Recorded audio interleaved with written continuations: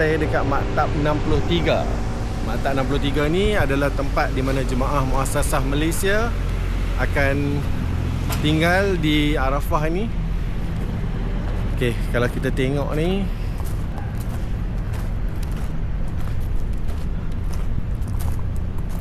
ada kemah. Kita sudah sampai di kemah. Ini salah satu kemah yang telah pun siap.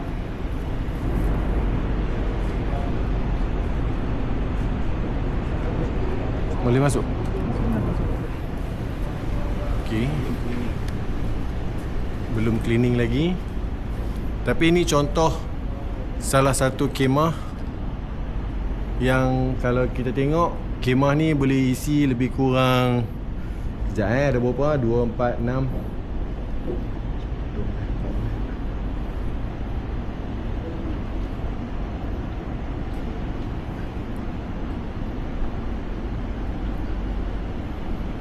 ...54, 2, 3, 100,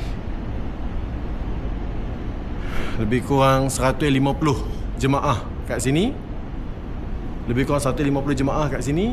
Ada 6 biji aircon dan juga 6 biji aircon lah. Dan sound system pun siap. Dan setiap satu tempat ni dia akan ada dia punya charging. Ada charging station. Charging station. Dia akan ada charging station untuk kita mudahkan jemaah lah.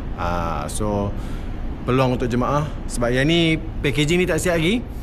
Sekarang ni yang ni dia ada bantal je, sebab nanti jemaah bukan saja dapat satu tempat sofa bed, tapi juga akan dapat set selimut dan juga towel muka. Itu dia akan dapat nanti.